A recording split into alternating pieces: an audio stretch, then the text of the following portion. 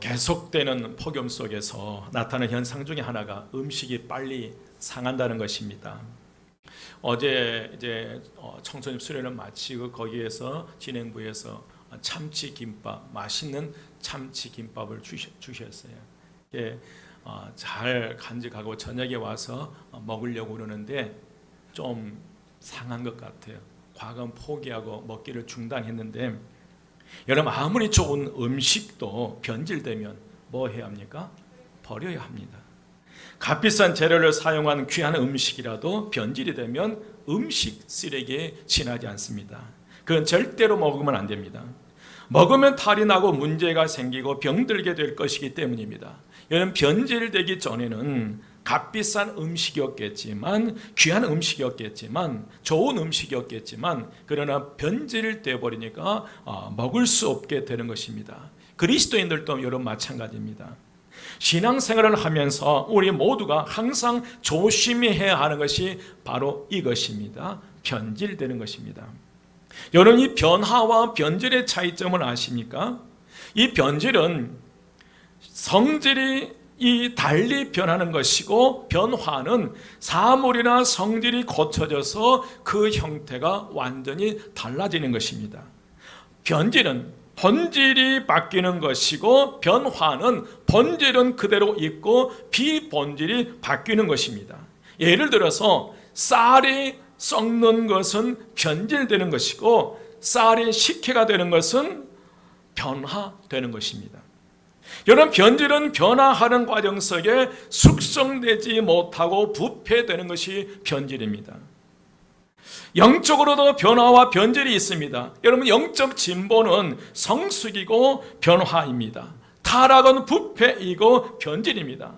변질이 무서운 것은 나병처럼 점점 하나님을 두려워하지 않는다는 거예요.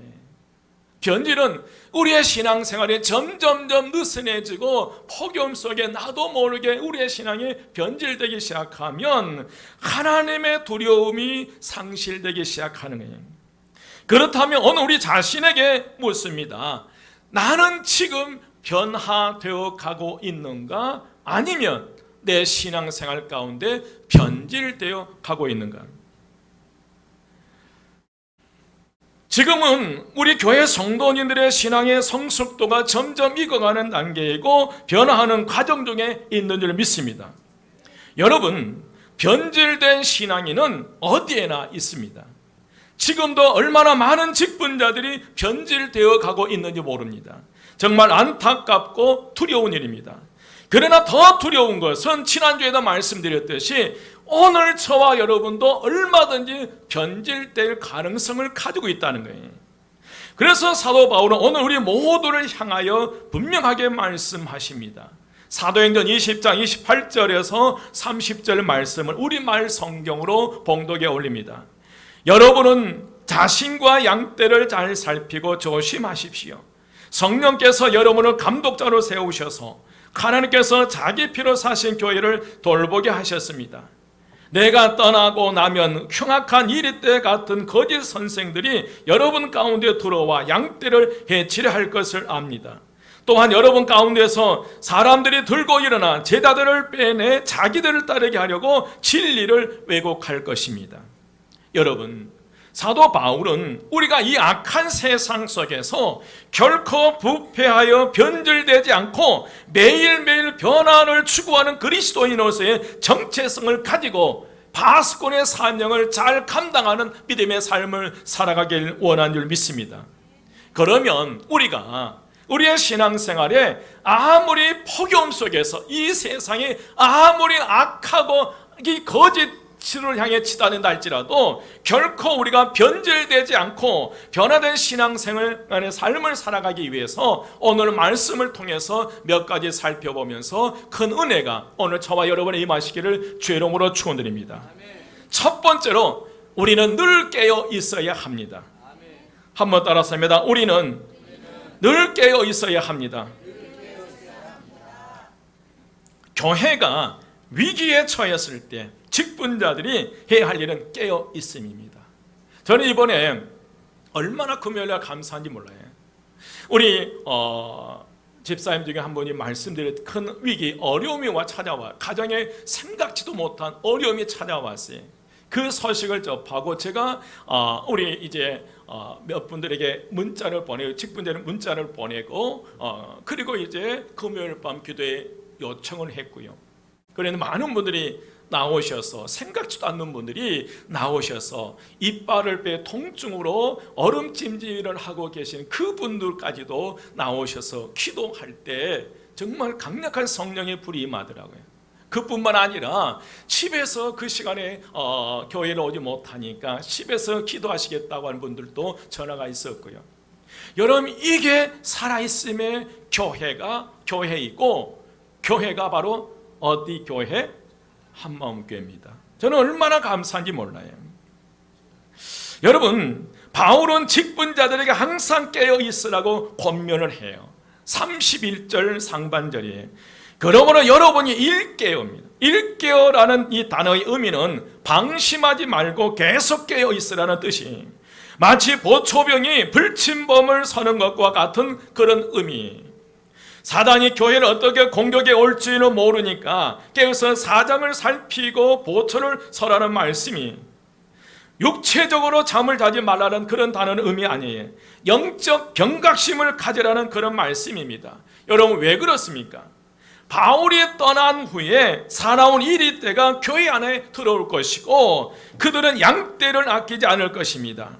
바울은 또한 교회 안에서도 왜곡된 말로, 비뚤어진 말로, 어그러진 말로 자기를 따르게 하려는 무리들이 나타나게 될 것을 암시하는 거예요. 그래서 여러분, 사탄은 교회를 내버려 두지 않아요.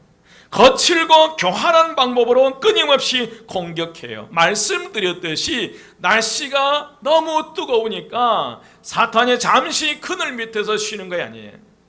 이 폭염을 통해서 또 다른 방법으로 저와 여러분을 공격하고 신앙에 느슨해지게 만드는 거예요. 그래서 이러한 공격을 막아내고 승리하여 하나님의 자기 피로 사신 교회를 보살피고 지키기 위해서는 우리가 영적으로 깨어 있어야 될 줄 믿습니다. 우리 주님께서도 마가복음 13장 33절 말씀에서 주의하여 깨어 있으라, 마지막 때가 언제인지 알지 못합니다. 여러분, 시대에 이 종말이 다가온 것 같아요. 곳곳에 재앙과 기근과 죄악과 전쟁이 멈추지 않고요. 또한 이 지구에 얼마 남지 않아, 그리고 저와 여러분의 인생이 언제 끝날지 알지 못한다는 거예요. 알 수 없다는 거예요. 그래서 주님께서도 오늘 저와 여러분을 향해서 주의하라, 깨어 있으라라고 말씀하셨어요. 여러분, 우리는 결코 이 폭염 속에서도 우리의 신앙에 변질되지 않는 신앙생활을 해가기 위해서 영적으로, 가장 먼저 영적으로 깨어 있으시기를 주의 이름으로 축원드립니다. 두 번째로, 우리는 은혜의 말씀과 하나님의 은혜와 말씀을 기억해야 합니다. 신앙생활의 기억은 참으로 중요합니다. 우리가 신앙생활을 하면서 과거에 베풀어 주신 하나님의 은혜를 기억하면 절대로 변질되지 않는 삶을 살아갈 수 있어요. 여러분, 기억하라라는 이 단어는 모세가 광야에 있는 이스라엘 백성을 훈계할 때 자주 사용했던 그런 단어예요. 신명기 8장 2절 말씀에 보면, 내 하나님 여호와께서 이 40년 동안에 내가 광야길을 걷게 하신 것을 기억하라. 이는 너를 낮추시며 너를 시험하사 내 마음에 어떠한지 그 명령을 지키는지 지키지 않는지를 알려 하심이라. 왜 너희들이 이 광야 40년 동안 이 허벌판, 이 광야에서 40년 동안 이 헤매게 되는지, 그것을, 왜 그 이유가 어디에 있는지 그것을 기억하라는 거예요. 여러분, 기억하십시오. 이스라엘 백성들이 광야 40년 생활에 물과 먹을 음식 때문에 고생할 때 애굽에서 10가지 재앙을 통해 해방시켜 주시고, 홍해 바다를 가르셔서 마른 땅을 걷게 하시고, 반석을 깨뜨려 생수를 쏟아내게 하신 그 하나님인 줄 기억했다면 결코 이스라엘 백성들은 불신앙의 길을 가지 않았을 것이고, 그들은 40년 동안 이 광야에서 허송세월을 보내지 않았을 거예요. 그들이 40년 광야에서 허송세를 보낼 수 있었던 것은 과거에 베풀어 주신 하나님의 은혜를 기억하지 못했기 때문이에요. 홍해 바다를 건너는 엄청난 은혜 가운데 있었던 그들이었지만 3일 만에 물이 떨어지자 그 물 때문에 그들은, 이스라엘 백성들은 모세와 아론을 돌로 쳐 죽이려고 했던 백성들이었어요. 바울은 고별 설교의 마지막 절정에서 위기를 극복하기 위해서는 새로운 내용을 말하지 않았습니다. 여러분, 한 번도 듣지 못한 새로운 말씀을 바울이 하지 않았어요. 31절 말씀입니다. 그러므로 여러분이 읽게요. 내가 3년이나 밤낮 쉬지 않고 눈물로 각 사람을 뭐 하였던 것을, 훈계했던 것을 뭐 하라는 거예요. 기억하라는 거예요. 3년 동안 밤낮 쉬지 않고 눈물로 각 사람에게 훈계하던 것이 있지 않느냐. 그것을 마음속에 잘 간직하고 꼭 기억하며 살아라는 그런 의미. 바울은 3년 동안이나 살아온 이리대에게서 양떼를 지키기 위해서 밤낮으로 쉬지 않고 눈물로 각 사람에게 가르쳤다고 말씀해요.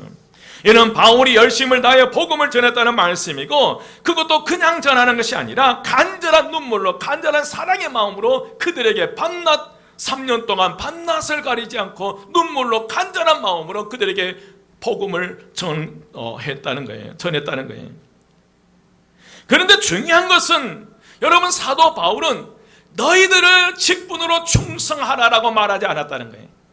너희들이 가진 것으로 충성하라고 말하지 않았어요. 내가 3년 동안 3년이나 밤낮 쉬지 않고 눈물로 각 사람을 훈계하던 것을 뭘 하라는 거예요? 기억하라는 거예요. 여러분, 기억하셔야 돼요. 하나님의 은혜를 기억하셔야 돼요. 말씀을 기억해야 돼요. 여러분, 기억하라는 단어의 의미는 마음에 간직하다, 생각하다니, 끊임없이 생각하다는 말씀이에요. 여러분, 사도 바울이 에베소 교회 직분자들에게 하나님의 자기 피로 사신 한마음교회 성도를 살아온 이 때로부터 지키기 위해서 기억하라고 간곡하게 부탁하신 말씀은 새로운 말씀이 아니라는 거예요. 여러분, 꼭 기억하십시오. 이 세상에서 한 번도 듣지 못한 새로운 말씀이 우리를 지키고 변화시키는 게 아니라는 거예요. 사도 바울은 3년 동안 밤낮으로 쉬지 않고 눈물로 사람을 훈계했던 그 말씀들을 기억하라는 거예요. 3년 동안 끊임없이 말했던 그것을 기억하라는 거예요. 여러분, 실제로 바울이 떠난 후 3년 사이에, 약 30년 사이에, 바울이 떠나고 그 에베소를 떠나고 그 30년 사이에 이제 어떤 일이 벌어졌냐면, 에베소 교회 밖에는 악한 자들이 공격이 있었고, 또 안으로는 자칭 사도라고 하는 악한 자들이, 자칭 사도라고 하지만 아닌 자들이 그 에베소 교회 안에 일어났어요. 그 말씀이 요한계시록 2장 2절에서 나와요.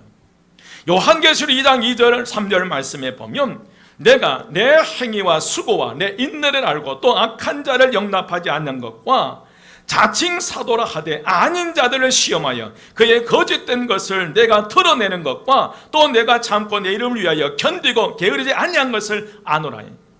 이 말씀은, 요한계시록 2장 2절 3절 말씀은 예수님께서 에베소 교회의 성도들에게 주신 칭찬의 말씀이, 여러분, 예수님께서 첫사랑을 버렸다고 책망하시기도 하셨지만, 그러나 에베소 교회가 악한 자들을 용납하지 아니하고 자칭 사도라고 하되 아닌 자들을 시험하여 그의 거짓된 것을 내가 드러내는 것과 내가 참고 주의 이름을 위하여 환난과 고통을 견디고 이겨낸 것을 주님께서 그 에베소 교회 성도를 칭찬했다는 거예요. 여러분, 고난이 찾아왔습니까? 주님께서 주신 말씀을 기억하시기 바랍니다.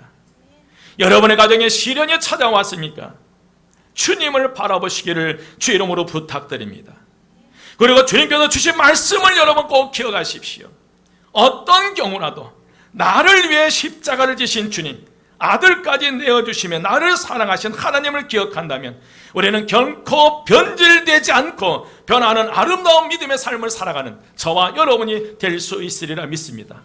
어떤 환경, 어떤 조건, 어떤 어려움, 어떤 상황 속에서도 나에게 베풀으신 하나님의 은혜를 기억하고 그에 따른 말씀을 기억할 때 우리는 변질되지 않는 변화되는 익어가는 믿음의 삶을 살아갈 수 있으리라 믿습니다. 그런데 살아가는 여러분, 우리 교회 모든 성도님들의 의지와 노력만으로 이 사나운 일들과 교회 안에서 제자들을 끌어 자기 사람을 만들려고 어그러진 말, 왜곡된 말을 했던 그 사람들로부터 하나님의 자기 피로 사신 교회가 지켜지는 것은 아니라는 거예요. 우리가 우리의 정성, 우리의 의지와 우리의 수고로 하나님의 자기 피로 사신 성도를 지켜낼 수 있는 것은 아니라는 거예요. 32절 말씀입니다. 지금 내가 여러분을 주와 및 그 은혜 말씀에 부탁하노니 그 말씀이 여러분을 능히 든든히 세우사 거룩하게 하심을 입은 모든 자 가운데 기업이 있게 하시리라. 바울은 사랑과 정성으로 복음을 전하고 가르쳤던 에베소 교회 성도님들 떠나면서 그들을 부탁할 것을 생각한 거예요. 다시 보지 못한다고 생각하니까 너무너무 허전하고 안쓰럽고 안타까운 거예요. 정확하게 미래 이 에베소 교회가 어떤 시험, 어떤 어려움을 당할지 사도 바울은 그 미래를 보고 알 수 있는데, 이 에베소 교회가 어떤 어려움을 당하는데, 당한 그 어려움이 기다리고 있는 알고 있는데, 그 에베소 교회를 두고 세상을 떠나려고 하니까 너무너무 안타깝고 안쓰러운 거예요. 그래서 사도 바울은 고민하다가 생각하는 게 이 에베소 교회를 부탁하는 거예요. 여러분, 여기서 부탁을 한다는 말은 위탁한다, 맡긴다는 그런 의미예요. 이후로 에베소 교회 성도들의 신앙이 흔들릴 때 누구에게 부탁할까 생각하다가 이 바울은 가장 먼저 주님께 맡긴 거예요. 여러분, 저는 여러분을 주님께 맡겨드린 줄 믿습니다. 32절에 보면 지금 내가 여러분을 주와 그 은혜 말씀에 뭐 하노니, 부탁하노니, 주님을 의지할 때 붙잡아 주시고 든든하게 해주실 것을 알았기 때문에 이 바울은 주님께 이 에베소 교회 성도들을 부탁한 거예요. 무슨 일이 생기면 주님만 의지하라는 말씀이, 걱정하지 말고 두려워하지 말고 주님께 나아가라는 그런 말씀이, 주님께 나가기만 하면 때를 따라 돕는 하나는 은혜로 채워주시고 세워주시리라 믿습니다. 또 하나는 은혜의 말씀에 부탁하는 거예요. 32절, 지금 내가 여러분을 주와 그 은혜의 말씀에 뭐 하노니, 부탁하노니. 여러분, 이 은혜의 말씀은 단순한 말씀이 아니, 한번 생각해 보십시오. 우리가 말씀을 읽고 또 그 말씀을 들어요. 처음에는 내가 말씀을 믿고 은혜를 받습니다. 그러나 그 이후에는 말씀이 나를 보호하고 나를 지키고 그 말씀이 나를 이끌어 간다는 거예요. 내가 내게 명령한 것이 아니냐, 강하고 담대하라, 두려워하지 말라, 놀라지 말라, 내가 어디로 가든지 내 하나님 나 여호와가 너와 함께 하시느니라. 여호수아 1장 9절 말씀이, 이 말씀은 모세가 세상을 떠나자 이제 모세의 수종을 들었던 여호수아가 모세를 대신해서 지도자가 되어서 이스라엘 백성들을 이끌고 적과 꿀이 흐르는 가나안 땅에 들어가는 거예요. 그런데 이스라엘 백성들이 어떤 이들이에요? 그들의 지도자 모세와 아론에게 돌을 들어 죽이려고 했던 그 무리들이 끊임없이 하나님의 말씀을 배반하고 불신한 길을 갔던 이들이 이스라엘 백성이에요. 그런데 이 이스라엘 백성들의 지도자가 돼서 이들을 이끌고 어떻게 적과 꿀이 흐르는 가나안 땅에 들어갈 수 있을까? 여호수아는 두려움에 사로잡혀요. 그때 하나님께서 두려워하는 여호수아에게, 하나님께서 여호수아에게 말씀하신 거예요. 내가 내게 명령한 것이 아니냐, 강하고 담대하라, 두려워하지 말라, 놀라지 말라, 내가 어디로 가든지 내 하나님 나 여호와가 너와 함께 하시느니라. 아멘입니다. 여러분, 이 말씀이 저에게 처음에는 단순하게 은혜되었지만 힘든 일을 만날 때 이 말씀을 생각하면 힘이 솟아나는 거예요. 저는 어려울 때 이 말씀을 암송하는 거예요. 그래, 하나님께서 나와 함께 하시지, 이쯤 되면 말씀이 나를 지배한다는 거예요. 위기를 만났을 때, 어려움을 만났을 때 분명히 강하고 담대하라, 두려워하지 말라, 놀라지 말라, 내가 너와 함께 하겠고 네가 어디를 가든지 내가 너와 함께 하겠다, 이 말씀이 나에게 내마가 되고 이 말씀이 나를 지배하고 내 생각을 지키고 나를 보호하고 나를 인도하고 이끌어 주신다는 거예요. 여러분, 그래서 이 바울은 가장 먼저 주님께 이 에베소 교회 성도들을 부탁하는 거예요. 그리고 그 말씀, 은혜의 말씀으로 부탁하는 거예요. 그 은혜의 말씀이 이들을 지키고 보호하고 인도해 주기 때문에 그렇습니다. 사랑하는 여러분, 타지로 유학을 떠나는 자녀들을 누구에게 부탁하시렵니까? 내 사랑하는 자녀들이 학교에서, 직장에서, 세상에서 어떻게 살고 있는 우리는 알 수 없습니다. 세상으로 나간 내 사랑하는 자녀들은 누구에게 여러분 부탁하시려니까? 군대 가는 아들은 누구에게 부탁하시렵니까? 시집 가는 딸을 누구에게 맡기시렵니까? 뱀을 잔뜩 장만해서 사돈에게 그 딸을 맡기시렵니까? 여러분, 병들어 세상 떠날 때 이 땅에 남겨진 자녀들을 누구에게 부탁하시렵니까? 주님과 그 말씀에 맡기시기를 주의 이름으로 축원드립니다. 주님과 그 말씀에 의지하고 사는 사람은 어디에 있든 어떤 경우든 절대로 실패하는 법이 없습니다. 오직 주님과 그 은혜의 말씀을 의지하여 사는 오늘 모든 우리 한마음교회 성도 되시기를 주의 이름으로 축원드립니다. 여러분, 말씀이 우리를 지키고 보호하고 인도하셔요. 그 말씀이 우리를 새롭게 합니다. 여러분, 사도 바울은 분명하게 주님께 의탁했어요. 부탁했어요. 여러분, 마찬가지입니다. 베드로가 예수를 3번 부인하기 전에 예수님은 알았어요. 시몬아, 사탄이 너를 밀가부르듯 시험하나 내가 넘어지지 않도록 기도해 주시겠다. 여러분, 지금 우리가 이렇게 그리고 이 자리에 앉아서 흔들림 없이 변절되지 않고 변화되는 믿음의 삶, 이거가는 신앙의 길을 갈 수 있었던 것은 그래도 주님께서 하나님 우편에서 저와 여러분에서 기도하고 계신 줄 믿습니다. 그 은혜로 이 자리에 우리가 버텨나가는 거예요.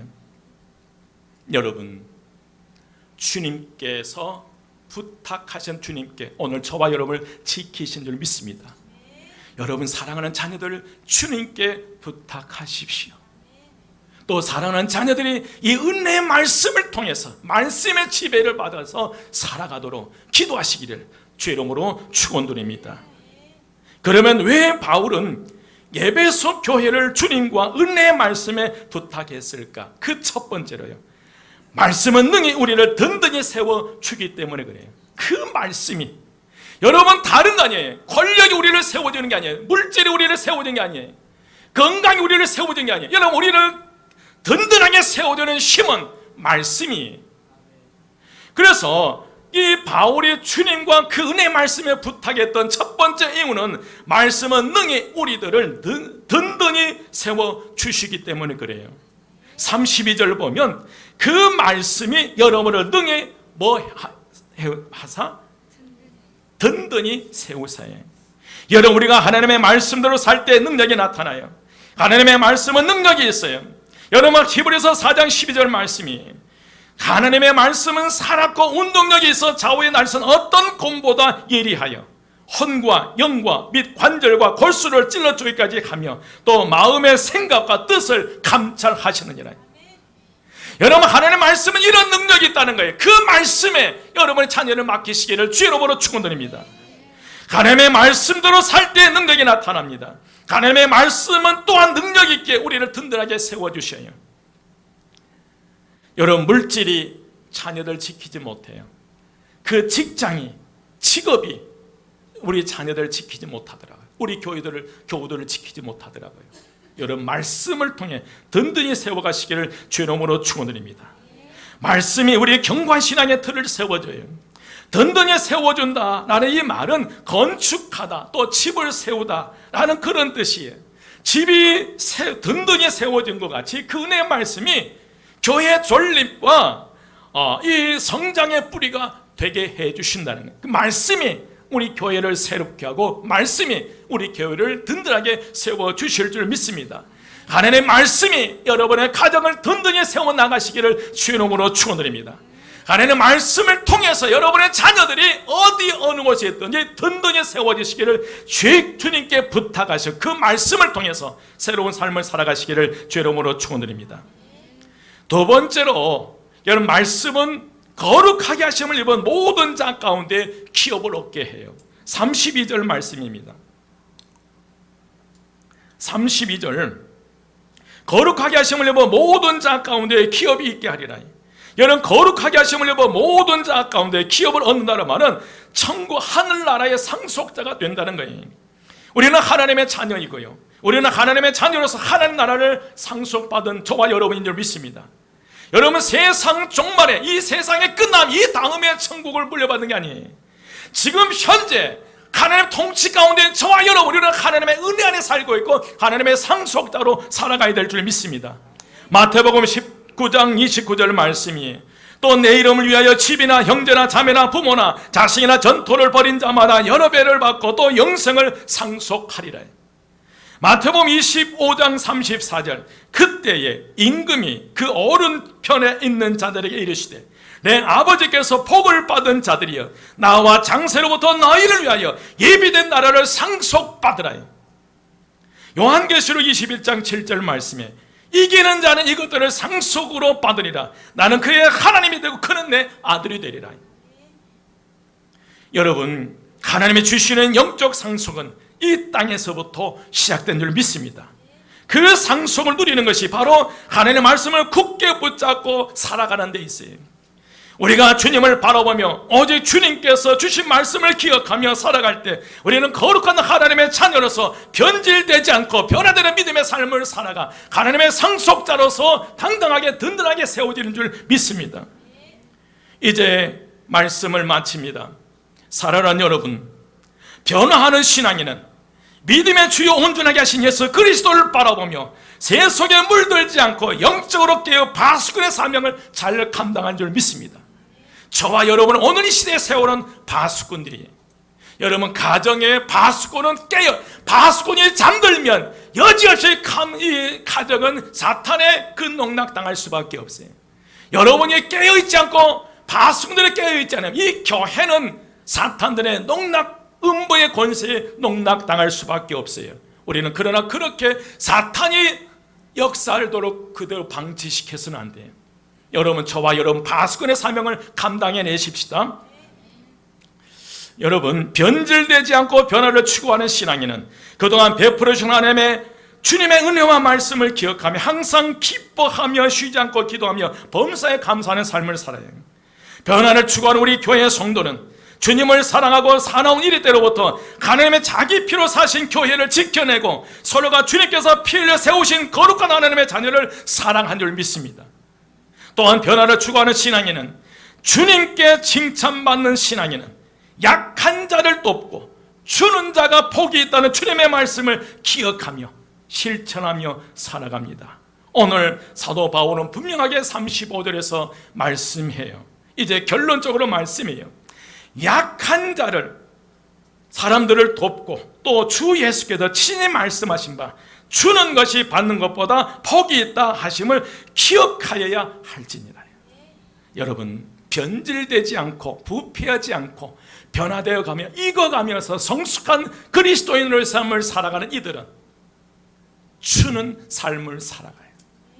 우리는 주는 삶을 살아야 됩니다. 왜?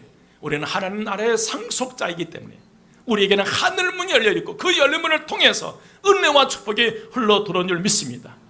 여러분, 하나님 주신 건강, 하나님 주신 물질, 시간, 하나님 나라를 위해서 가치 있게 쓰시기를 주의 이름으로 축원드립니다. 약한 사람을 돌보고 주는 자가 받는 이들보다 뭐가 있다? 복이 있다. 기도하겠습니다.